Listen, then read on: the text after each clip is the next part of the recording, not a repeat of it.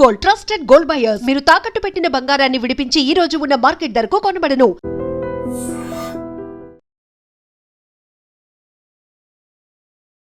నమస్కారం, welcome to I dream. ధర్మ మార్గం విత్ విజిత కార్యక్రమానికి స్వాగతం.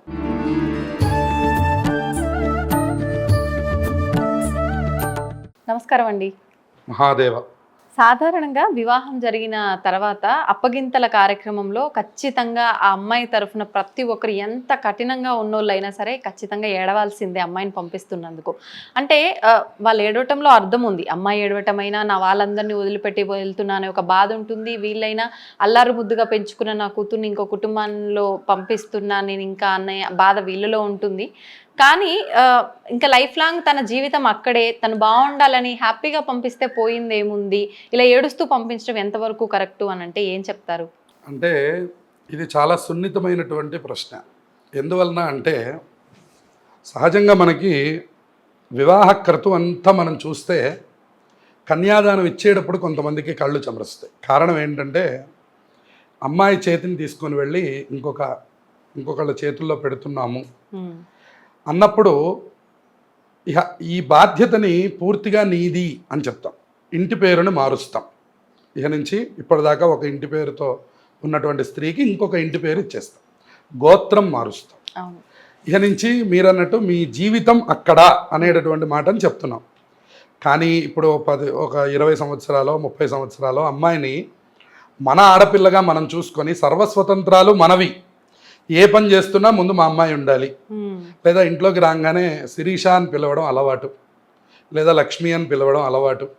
ఇలా ఈ అలవాటు అయిపోయినటువంటి యొక్క పిల్లని ఇక నుంచి మళ్ళీ మా ఇంటికి రావాలి అనేసరికి మళ్ళీ కొన్ని పర్మిషన్ల ద్వారా పిల్ల ఇక్కడికి రావాల్సి వస్తుంది. కానీ మీరు పిలిచినప్పుడల్లా రావడానికి అవకాశం లేదు. అట్లాగే మనకి ఆషాఢ మాసం లాంటివి ఏవైనా ఇబ్బందులు ఇట్లాంటివి వస్తే కొన్ని సందర్భాల్లో అసలు రాకూడదు అని చెప్తారు. మరి అటువంటి ఇబ్బందులు ఇహ నుంచి ఎప్పుడైతే భర్త ఒప్పుకోడో లేదంటే అత్తమామగారులు ఒప్పుకుంటారో ఒప్పుకోరో, ఇటువంటి వాటన్నిటి మీద కూడాను వాళ్ళందరికీ ఆ సమయంలో అది జ్ఞాపకం వచ్చి, అయ్యో ఇదివరకటంత స్వతంత్రం ఇహ నుంచి నేను నా కూతురు మీద నేను ప్రకటించలేను, నువ్వు నాతో పాటు రా, ఒక 1 month ఫారెన్ వెళ్తున్నాను, నువ్వు కూడా నాతో పాటు ఉండు అనే మాట అనగలరా? స్వతంత్రం ఉండదు. అలాగే మా అబ్బాయి వాళ్ళ ఇంట్లో ఉత్సవం అంటే ఉదాహరణకి ఈ అమ్మాయికి అన్నయ్య గారి ఇంట్లో ఉత్సవం జరిగింది. తల్లిదండ్రులు వెళ్ళి ఒక 4 రోజుల ముందర నుంచి కావాల్సిన పనులన్నీ చూస్తూ ఉంటారు. ఆడపడుచు కూడా ఉండాలని వీళ్ళు కోరుకుంటారు, అది తప్పులేదు. పంపించడం కుదరలేదు, ఒక 10 రోజుల ముందర వచ్చింది అని అనుకుంటే అది కూడా తప్పులేదు. ఎందుకంటే అత్తగారు మామగారు వాళ్ళని కూడా చూసుకోవాల్సిన బాధ్యత ఈ అమ్మాయి మీద ఉంటుంది. కానీ వీళ్ళందరికీ గుర్తొచ్చేది ఏమిటంటే, అరెరే అంత స్వతంత్రం ఇహ లేదే, నమమా అని కన్యాదానం చేయకపోయినా ఇహ నుంచి ఆ స్వతంత్రాన్ని ప్రకటించలేము. నేను సినిమాకి వెళుతున్నాను కాబట్టి నువ్వు కూడా సినిమాకి వచ్చేసేయి అనలేదు. నేను బయటికి వెళుతున్నాను కూరలు తెచ్చుకోవడానికి, నువ్వు కూడా రా అనడానికి అవకాశం లేదు. కానీ ఇదివరకు ఆ మాటలన్నీ చెప్పాం. అమ్మా నేను నాన్న అక్కడ ఉంటాం, నువ్వు డైరెక్ట్గా అటు నుంచి అటు వచ్చేసేయి అంటే ఓకే జాయిన్ అయిపోవడం, వాళ్ళకి కావాల్సినటువంటి పనులన్నీ చేసుకోవడం. అలాగే బయటికి వెళుతున్నాము, షాపింగ్కి వెళ్తున్నాము, చీర కొనుక్కుంటున్నాము అంటే తల్లి ఒక చీర, కూతురుకు ఒక చీర కొనేసుకుంటారు. అటువంటి విభాగాలన్నీ ఇహ నుంచి అయ్యో తప్పించుకుంటున్నాము, అయ్యో ఇహ నుంచి అలా కుదరదు అనే ఒక దృష్టి చేత ఆ సమయంలో మనం ఆపినా అది ఆగేది కాదు. కానీ మీరన్నట్టు ఇదివరకటి కంటే ఇప్పుడు కొంచెం అప్డేట్ అయిన విషయం ఏమిటంటే, ఇదివరకటంతటి ఏడుపులు ఇప్పుడు లేవు. ఎందువలన అంటే వాళ్ళకు కూడా తెలుస్తోంది, ఇవాళ వీడియో కాల్స్ ఉన్నాయి, ఫోన్ కాల్స్ ఉన్నాయి, అన్నీ వాట్సాప్ ఉంది, ప్రతి యాక్టివిటీ తెలిసే ఛాన్స్ ఉంది, స్టేటస్ ఉంది, అన్నీ ఉన్నాయి. కాబట్టి ఇదివరకటంత స్థాయి ఇప్పుడు లేదు. ఇదివరకటంటే వేరే ఊరిస్తే మళ్ళీ ఎప్పుడు వెళ్ళి అమ్మాయిని చూస్తామో, ఎందుకంటే పండగ రాందే ఊరికే వియ్యాల వారింటికి వెళ్ళలేము.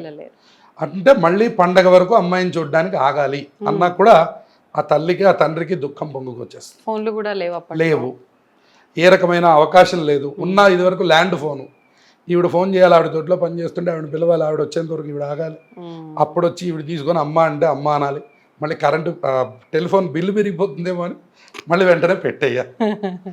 కానీ ఇప్పుడు అవకాశం లేదు కాబట్టి ప్రతి యాక్టివిటీ మనం మన తల్లిదండ్రులకి ప్రపంచానికే తెలియజేస్తున్నాం. అవును. కాబట్టి ఈ సందర్భంలో కొంతమంది స్థిమితంగానే ఉంటున్నారు. గతంలో మీరు అన్నట్టు ఇటువంటి అంశాల మీద చాలా బాధపడేవాళ్ళు. అయ్యో కూతురు ఇన్నాళ్ళు మాకు తల్లో నాలికలాగా. చూడండి, కొడుకు యాక్టివిటీ ఇంట్లో తెలియదు, బయట తెలుస్తుంది. కూతురు అంటే తన ఉనికి అంతా ఇంట్లో తెలుస్తుంది. ఎందువల్ల? ఒక తండ్రికి అన్నం వడ్డించాలంటే అమ్మ బయటికి వెళ్ళింది కూరలకి, నాన్నగారు భోజనానికి వచ్చారు, మధ్యాహ్నం లంచ్కి వచ్చారంటే కూతురుంటే వెంటనే లేచి పెట్టు. అదే కొడుకు అయితే అవకాశం లేదు, పాపం తండ్రి గారే పెట్టుకుని తింటారు.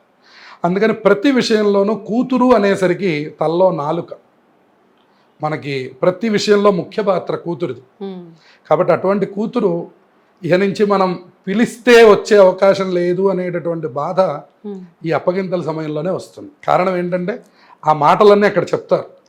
ఇన్నాళ్ళు నేను పెంచాను, ఇక నుంచి నీకు అప్పచెప్పేస్తున్నాను, ఇక నుంచి నీతో పాటే నడుస్తుంది, నువ్వు ఎటు నడిస్తే అటు నడుస్తుంది.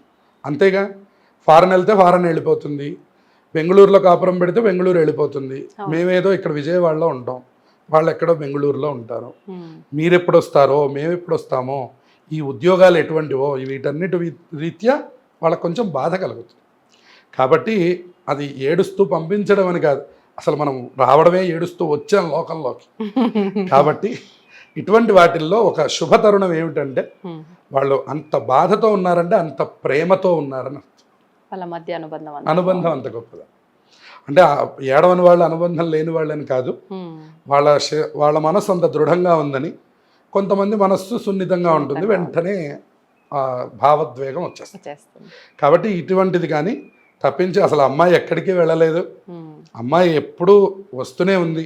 ఇవాళ అసలు ప్రపంచం ఇంకా మారిపోయింది.